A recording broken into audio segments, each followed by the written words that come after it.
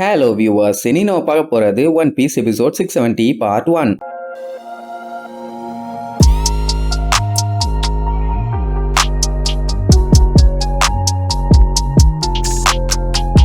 Open பண்ணா அந்த under கிரவுண்ட்ல இருக்கிற எக்ஸிக்யூட்டிவ் டவருக்கு முன்னாடி காட்டுறாங்க. அங்க பொம்மைங்க எல்லாம் வேலையை எப்பவும் போல பக்காவா பாத்துட்டு இருக்காங்க. அவங்க ஒழுங்கா வேலையை பாக்குறாங்களான்னு வில்லனோட ஆளுகள்லாம் வெறி கொண்டு பாத்துட்டு இருக்காங்க. உள்ளுக்குள்ள அந்த ட்ரெபோலோ சுகரும் அந்த மேட்ச்ல தோத்த எல்லாத்தையுமே ஒவ்வொன்னா பொம்மையா மாத்திட்டு வராங்க. யாராலையும் எதுவும் பண்ண முடியல. இத வெளியில இருந்து பார்த்த நம்மளுக்கு கொல்ல காண்டாவும் கொய்யால எவ்வளவு தைரியம் இருந்தா இந்த மாதிரி ஒரு வேலையை பண்ணுவாங்கன்னு. அதனாலதான் லியோ என்ன பிளான் பண்ணிட்டான், உலகத்திலேயே ரொம்ப ஹாட்டஸ்ட் சாஸான டட்டபப்பஸ்கோ சாஸை யூஸ் பண்ணி ரெடி பண்ண இந்த கிரேப்ஸை அவன் சாப்பிட்டுட்டு இருக்க அந்த கிரேப்ஸ் கூட கலக்க போறாங்க. அத அவ எடுத்து சாப்பிட்டானா என்ன ஆகும், அங்கேயே பிளாட். உசோப்பெல்லாம் பயந்து நடுங்கிட்டு இருப்பான். ஆஹா, என்ன ஆளுகடா இவங்க, பெரிய பெரிய ஆளுகளையா அசால்ட்டா படுக்க போட்டு பொம்மை ஆக்குறாங்கன்னா கண்டிப்பா இவங்க ஸ்ட்ராங்கான ஆளுகளா தான் இருக்கணும். ஆளு வேற கொஞ்சம் மருகமாவே இருக்கானேன்னு லுக் விடுவான். அப்ப என்ன ஆகும், ஒரு ஒண்ணு முன்னாடி அப்படியே ஒய்யான்னு சுத்திட்டு இருக்கும். அதை பார்த்துட்டு கடுப்பாகி அப்படியே நோட் பண்ணிட்டே இருப்பான். அதுக்கப்புறம் அவனோட கையில அந்த ஸ்டிக்கி ஸ்லைமை கொண்டு வந்து தூக்கி அந்த ஈக்கு நேரா வீசுவான். அது என்னடான்னா அந்த எக்ஸிக்யூட்டிவ் டவர்லயே ஒரு ஓட்டையை போட்டுரும். உசோப்பெல்லாம் பார்த்துட்டு பயந்து பீதி ஆயிருவான். அடங்க கொக்கா மக்கா, என்னடா ஒரு ஈக்காண்டி டவர்ல இவ்வளவு பெரிய ஓட்டையை போட்டுட்டானேன்னு. அதுக்கப்புறம் தான் அந்த டேமேஜ் ஆன பார்ட்டை காட்டுறாங்க. 3 இடத்துல ஓட்டை லைனா போட்டிருக்கும். அப்படின்னா அவன் அட்டாக் எந்த அளவுக்கு பவர்ஃபுல். உடனே ரோபினே பீதியாகி அந்த ஈயோட நிலைமை என்னாச்சுன்னு போய் பார்த்தா கரெக்டா அந்த ஈயோட நெத்திலேயே போட்டிருப்பான். அப்படின்னா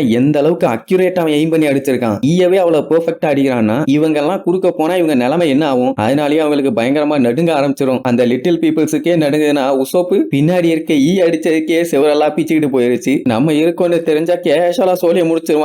மனசுக்குள்ள லியோ பார்த்து எதுவுமே பண்ண வேண்டாம் லியோ, இங்க இருந்து கிளம்பிடலான்னு உள்ளுக்குள்ள சொல்லுவான். ஆனா லியோவுக்கு அந்த லிட்டில் பீப்புள்ஸ் ஆளுகளுக்கும் உசோப்பு இருக்கான்னு தைரியம். அதனால எவன் வந்தாலும் கவலை இல்லைன்னு அவனை நம்பி நான் வேலையை சக்சஸ்ஃபுல்லா முடிக்கிறேன்பா. பாவம் என்ன ஆக போறானோ தெரியல, போயிட்டு வரேன் தலையம்பா. மொத்த கூட்டமுமே இப்ப அவன் மேலதான் நம்பிக்கை வச்சிருக்குது. சக்சஸ்ஃபுல்லா தட்டி வீசிடுறேன், என்னாலும் சரி இந்த எஸ்ஓபி ஆபரேஷனை வேற லெவல்ல முடிச்சு காட்டுறேன்னு சும்மா பீச்சுக்கிட்டு ஓடுவான். லியோக்கு என்ன கான்பிடென்ட்னா அவனால ஈய வேணா அட்டாக் பண்ண முடியும், ஆனா என்னைய அட்டாக் பண்ண முடியாது. ஏன்னா நான் அதை விட பயங்கர ஃபாஸ்ட்னு சொல்லிட்டு கண்ணுக்கே தெரியாத அளவுக்கு வேகமா ஓடுவான். உசோப் என்ன இவ்வளவு வேகமா ஓடுறான், ஆளே தெரியலேன்னு அசந்து போய் பார்த்துட்டு இருப்பான். என் ஃப்ரெண்ட்ஸ் எல்லாத்தையும் நான் எப்படியாச்சும் காப்பாத்தி ஆகணும்னு வெறி கொண்டு ஓடுவான். லிட்டில் பீப்புள்ஸ் எல்லாருமே கமான் லியோ உன்னால முடியும், ஆஹா ஓஹோன்னு சொல்லி அவனுக்காண்டி மனசுக்குள்ளேயே சேரா பண்ணுவாங்க. உசோப்புக்கு என்ன பீதினா அவன் மட்டும் சிக்கனா சோழி முடிஞ்சது, அதனால எப்படியாச்சும் நல்லபடியா போட்டு முடிச்சுட்டு வந்துடுறாக்கன்னா அப்படின்ட்டு மொத்த கூட்டமுமே அப்படியே ஆர்வமா பார்த்துட்டு இருப்பாங்க. அவனும் எய்ம் வச்சு அப்படியே வேகமா அவ கிட்ட போயிட்டு இருப்பான். அந்த டைம் ரோபின் திடீர்னு அவனை லவக்குன்னு லாக் பண்ணிடுவான். அவனுக்கு பயங்கர ஷாக் ஆயிரும். ஐயோ ஏன் ரோபின் லாண்ட் இப்படி பிடிச்சாங்கன்னு. அப்படியே அங்க கட் பண்ணி கொலோசியத்துல நடந்துகிட்டு இருக்க சண்டையை காட்டுறாங்க. அப்ப ஒரு பெரிய ஃபைட்டிங் ஃபிஷ் பர்ஜஸை நோக்கி வருது. அவன் பயந்து ஓடுவானா மாட்டானான்னு எல்லாத்துக்குமே ஒரே ஆர்வம். ஆனா அந்த மூதேவி கடிக்க வர மீனை காப்ரிடன்ஸை ரசிச்சு பாக்குற மாதிரியே பார்த்துட்டு இருப்பான். கரெக்டா அது ஆணு வாயை திறந்துகிட்டு வரும்போது அவனோட கையை அப்படியே முறுக்கி கையை அப்படியே பின்னாடி பயங்கரமா இழுப்பான். அவன் கையில அவ்வளவு பிரஷர் கொடுத்து இழுக்கும் போதே கையில இருந்து புகையா கிளம்பும். அதுக்கப்புறம் ஷாக் வேவ்ஸ்னு சொல்லிட்டு வந்த மீனோட மூஞ்சில ஒரு குத்து வைப்பான். அந்த மீனே பாதியா சப்பிரும். அந்த அளவுக்கு ஒரு அடி. அது மட்டும் இல்லாம அந்த பஞ்சோட ஃபோர்ஸ் ஆடியன்ஸ் ஆங்கர்னு எல்லாத்தையுமே தூக்கி வாரி போடுது. அந்த அளவுக்கு பயங்கரமான அட்டாக். அந்த மீனே அப்படியே திருச்சடிச்சு போய் ஆடியன்ஸ் மேலதான் விழும். அப்படி விழுந்ததுக்கே மொத்த கொலோசியமும் அப்படியே அதிரும். மீனை காணும். என்னடானா கொலோசியத்தையே ஓட்டைய போட்டுக்கிட்டு அந்த பக்கமா போயிருச்சு போல. அப்புறம் தான் மேட்டர் சொல்லுவாங்க. அந்த பிளாக் பியர்டோட 10 டைட்டானிக் கேப்டன்ஸ்ல இவனும் ஒரு ஆளு. எல்லாம் பச்சை பச்சையா திட்டிட்டு இருப்பாங்க. ஏன்னா இவன் அடிச்சதுல அங்க ஏகப்பட்ட ஆடியன்ஸுக்கு காயமாயிருச்சு. ரெபேக்கா எல்லாம் பார்த்துட்டு மிரண்டுருவா, என்ன இவ்வளவு பயங்கரமா இருக்கு இவன் அட்டாக்னு. பின்ன இவங்கிட்ட எல்லாம் போய் காலவாரி விடுறது கையவாரி விடுறதுன்னு ஏதாச்சும் பண்ண முடியுமா? ஒரு ஊதுனா போதும் இவன் பக்கத்து ஊருக்கே போய் சேர்ந்துருவா. வாயு வேற நல்லா பெரிய சைஸ்ல வச்சிருக்கான். இப்படி மக்கள் எல்லாருமே அவனை பத்தி பேசிட்டு இருக்கும் போது இன்னொரு ஃபைட்டிங் ஃபிஷ் அவங்கள நோக்கி வந்துகிட்டு இருக்கும். அந்த ஃபிஷோட முதுகுல தான் அந்த டெவில் ஃப்ரூட்டை கட்டி வச்சிருக்கானுங்க. அந்த ஃபைட்டிங் ஃபிஷோட நம்பர் 1 அப்படின்னா இதுதான் இனிமேட்டு எல்லாத்துக்குமே டார்கெட்டா இருக்கும். அது ஃபர்ஸ்ட் பாத்ரோமியாவை நோக்கி வரும். ஆனா அதுக்கப்புறம் என்னவோ அப்படியே டேர்னை போட்டு வேற யார்ட்டையோ போகும். அப்புறம் தான் காட்டுறாங்க அது தனியா வரல, அது கூட 4 ஃபிஷ் எக்ஸ்ட்ரா வந்துகிட்டு இருக்குன்னு. ஆனா அது என்ன பண்ணும், எல்லாத்தையுமே அப்படியே லுக் விட்டுக்கிட்டே ரவுண்ட் அடிக்குமா. அப்படி ரவுண்ட் அடிச்ச அடுத்த செகண்ட் நம்மளால அத்தனை பேர்த்தையுமே அந்த ஃபைட்டிங் ஃபிஷ் கூட்டமே சுத்தி வளைச்சிருங்க. ஆமா இவ்வளவு நேரம் எல்லாம் தனித்தனியா தானே சண்டை போட்டாங்க, எல்லாம் அட்ட டைம்ல அடிச்சா என்ன ஆகும்னு பார்க்க வேண்டாம். உடனே தண்ணில இருந்து அட்ட டைம்ல அப்படியே பாஞ்சு வருமா. பார்த்ரோமியோக்கு கவலையே இல்லை. என்னதான் அதுக்கு ட்ரை பண்ணாலும் அவனோட ஷீல்ட தாண்டி வர முடியாது. டியமண்டை பார்த்துட்டு எவ்வளவு தைரியம் இருந்தா என்னைய அட்டாக் பண்ணவே பாஞ்சு வருவீங்கிற மாதிரி கூட்டிட்டு இருப்பான். அப்ப நம்ம சாபோ தான் மாஸ் காட்டுவான். என்னன்னா எல்லாமே இப்ப அட்ட டைம்ல ஜம்ப் பண்ணி வந்துருக்குதுங்கல்ல, அவனுக்கு இப்பவும் தேவை அந்த டெவில் ஃப்ரூட் மட்டும் தானே தவிர தேவையில்லாத ஃபிஷ் எல்லாம் போட்டு அடிச்சுக்கிட்டு இருந்து எனர்ஜியை வேஸ்ட் பண்ண முடியாது. அதனால என்ன பண்ணுவான், ஒவ்வொரு ஃபிஷ் மேலயா ஜம்ப் பண்ணி நீ இல்லன்னு செக் பண்ணிட்டே போவான். அந்த டைமுங்கும் போது மத்தவங்க எல்லாருமே வழக்கம் போல போட்டு பொலந்து கட்டிட்டு இருப்பாங்க. இதுல எல்லாருமே ஒரு ஃபிஷ் தான் அடிச்சு தெறிக்க விடுவாங்க. ஆனா அந்த டியமண்டே அட் டைம்ல 2 ஃபிஷ் அடிச்சு தெறிக்க விடுவான். அப்ப அந்த டெவில் ஃப்ரூட் வச்சிருக்க நம்பர் 1 ஃபிஷ் யாரை டார்கெட் பண்ணுதுன்னு பார்த்தா நம்ம ரெபேக்காவை. அப்படியே பாஞ்சு வரும். அதுகிட்ட சேவைவானா மட்டும்தான் சண்டை போடுற தகுதியே இருக்குது. கண்டிப்பா இந்த உலகத்துல வீக்கான ஆளுங்க யாரா இருந்தாலும் செத்துருவாங்கன்னு ரெபேக்காவை இன்டைரக்டா வீக்குன்னு சொல்லி குத்தி காமிச்சிட்டு இருப்பான் அந்த ஆங்கர். அவளுமே உசாரா என்ன பண்ணுவா, அந்த பொட்டி ஆட்டை போடணும்னு சொல்லி செயினை கட் பண்றதுக்கு பாஞ்சு போய் ஒரு வெட்டு போடுவா. ஆனா அது இடிச்சு ரெபேக்காவை கீழே தள்ளி விட்டுரும். அந்த டைம் தான் சாபோ சும்மா அடிச்சு புடிச்சு போய் அந்த ஃபிஷ் மேல ஏறி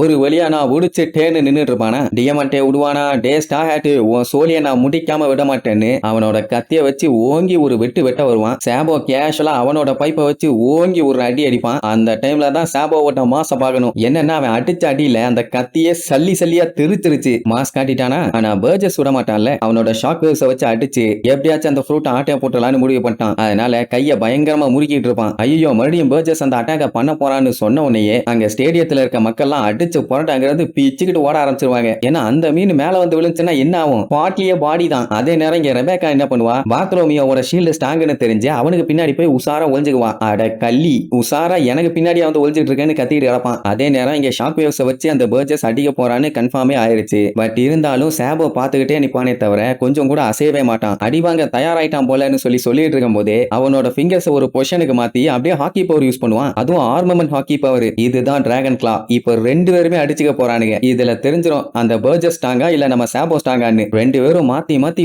ஓங்கி வந்து அடிப்பானுங்க. அப்படி அடிச்சதுல அந்த இடமே கண்ணா பின்னான்னு அதிர ஆரம்பிச்சிரும். ஏன்னா அவன் ஷாக் வேவ்ஸ், இவனும் பவர்ஃபுல்லான அட்டாக் தான் யூஸ் பண்றான். மொத்த பவரும் ஒரு இடத்துல சந்திக்கும் போது அதோட எஃபெக்ட் வேற லெவல்ல இருக்குது. சரி சாபோ கிட்ட ஏதாச்சும் தடுமாற்றம் இருக்குன்னு பார்த்தா அதெல்லாம் ஒண்ணுமே இல்ல. அவன் அடிச்ச அடியில பர்ஜஸ் கையில மாட்டி இருந்த ஷீல்ட் எல்லாம் சும்மா பிச்சுக்கும். அப்ப எந்த அளவுக்கு சாபோ பவர்ஃபுல்னு பாருங்க. ஏசுமே இந்த அளவுக்கு இருந்திருப்பான். ஆனா அவனுக்கு இந்த மாதிரி ப்ராப்பரான ஒரு ஃபைட்டிங் கொடுக்காம விட்டுட்டாங்க. சரி பரவாயில்ல, சாபோ வச்சு செஞ்சுட்டானா. அதை பார்த்துட்டு மக்கள்லாம் லூசி மாஸ் காட்டுறான்னு சொல்லி காட்டுத்தனமா கத்துவாங்க. பார்த்ரோமியோக்கெல்லாம் சந்தோஷம் தாங்க முடியல. ஏன்னா லைவா சண்டை போட்டுட்டு இருக்கால. அந்த டைம் சாபோ பர்ஜஸ் கிட்ட அந்த ஃப்ளேம் ஃப்ரூட்டை என்னால எல்லாம் கிவ் அப் பண்ண முடியாதா கொய்யாலம்பா. டியமண்டேக்கு ஷாக்கு. என்ன அவன் ஃபைட்டிங் ஸ்டைலே மாறி போச்சு. இந்நேரத்துக்கு அவன் கம்னு சொல்லி தான் ஓங்கி குத்தி இருப்பான். அப்படின்னா இவன் ஸ்டார்டானே ஒரு டவுட். அந்த டைம் ரெபேக்காவை பார்க்கணுமே, அவளுக்கெல்லாம் கை காலெல்லாம் நடுங்கி வெடவெடத்து போயிருச்சு. ஏன்னா பெரிய ஆளுக மோதிட்டு இருக்க அந்த இடத்துக்குள்ள இந்த எலிக்குட்டி போய் ஏதாச்சும் பண்ண முடியுமா? இன்னும் வேலைக்காகாது. இவங்க எல்லாம் வேற லெவல் ஃபைட்டர்ஸ்னு அதுக்கப்புறம் தான் அவளுக்கே புரியுது. டாய் சோல்ஜர் அப்பவே சொன்னான், இந்த காம்படிஷன்ல எல்லாம் உன்னால ஜெயிக்க முடியாதுமா, அங்க இருக்கவனுங்க எல்லாம் சாதாரண ஆள் இல்ல, நீ செத்து போயிருவேன்னு. அவ தான் கேட்காம மக்களுக்காண்டி நான் போராடி எல்லாத்தையும் காப்பாத்துவேன்னு களத்துல இறங்கினா. இப்ப லைவா பார்த்ததுக்கு அப்புறம் தான் தெரியுது அவ எந்த அளவுக்கு அவங்கள விட வீக்கா இருக்கான்னு. ஆனா இருந்தாலுமே அவ தைரியத்தை விடல. அவளுக்கு இப்பவுமே கான்பிடென்ட் என்னன்னா, அவ யாரையாச்சும் கொன்னானா இப்ப ஜெயிக்கலாமாமா, இல்லன்னா ஜெயிக்கவே முடியாதுங்கிற மாதிரி யோசிப்பா. அப்படின்னா இன்னவ திருந்தல. சரி பரவாயில்ல, முயற்சி பண்றது ஒண்ணு தப்பு இல்லையே, உயிர் போகாம இருந்தா சரி. இவ்வளவு நேரம் ஷீல்டுக்கு பின்னாடி நின்னுட்டு இருந்தவ இப்ப முன்னாடி போன உடனே பார்த்ரோமியோவே முழிப்பான், என்னாச்சு இவளுக்குன்னு. இப்ப என்னன்னா அந்த டியமண்டேவை கொல்ல போறான். என்ன சம்பவம் காத்திருக்கோ தெரியல. சோ பாஞ்சு போய் அவனை வேகமா வெட்ட போவாளா. அப்படியே அங்க கட் பண்ணி அந்த டாய் சோல்ஜரை காட்டுறாங்க. அவன் லிப்ட்ல இருக்க எல்லாத்தையுமே போட்டு பொலன்னு காட்டிட்டான். ஒன்னே லிட்டில் பீப்புள்ஸ் எல்லாம் எங்க கமாண்டர்னா என்ன சும்மாவா, லிப்ட ஒரு வழியா கண்ட்ரோல எடுத்தாச்சுல்ல, இனிமேட்டு நம்ம ஆட்டம் தான் அப்படி இப்படின்னு சொல்லும் போது திடீர்னு ஒரு வாய்ஸ், தம்பிங்களா நீங்களுமே இறங்கி சண்டை போடணும்னு. யாரு பேசுறான்னு சொல்லி பார்த்தா திடீர்னு பளியன்னு ஒரு ஒலி, ஏதோ ஒரு உருவம் வந்து நிக்கும். இந்த வாய்ஸை இவங்க ஆல்ரெடி கேட்டிருக்காங்க. நீங்க இந்த லிப்டை இப்ப ஹைஜாக் பண்ணி என்னதான் பண்ண போறீங்கன்னு கேட்டா, டோஃப்ளமிங்கோவை காலி பண்ணிட்டு கிங் ரிக்குவை மறுபடியும் கிங்கா மாத்த போறோம், அதை தடுக்க வர எவனா இருந்தாலும் காலி பண்ணுவான். உடனே அவன் அப்படியே சிரிப்பான். அதுக்கப்புறம் தான் அவன் மூஞ்ச காட்டுறாங்க. அது வேற யாரும் இல்ல, அந்த லாவோஜி. வந்த வேகத்துல டாய் சோல்ஜர் மூஞ்சிலேயே ஒரு குத்து. அவ்வளவுதான் அவன் மட்டை. இதுல அந்த லாவோஜிக்கு காலு கண்ட மணிக்கு கிட்டு ஆடுது. இருந்தாலுமே இந்த வயசுல இவ்வளவு பவர்ஃபுல்லா வந்து அடிக்கிறான். அதுலயும் இந்த அடி அடிச்சு முடிச்சுட்டு கிட்டு உடம்பு ஆடிட்டு இருந்தாலுமே அந்த நிலைமையில போசு ஒய்யால. அவ்வளவுதான். நெக்ஸ்ட் எபிசோட்ல மீட் பண்ணலாம். டாடா.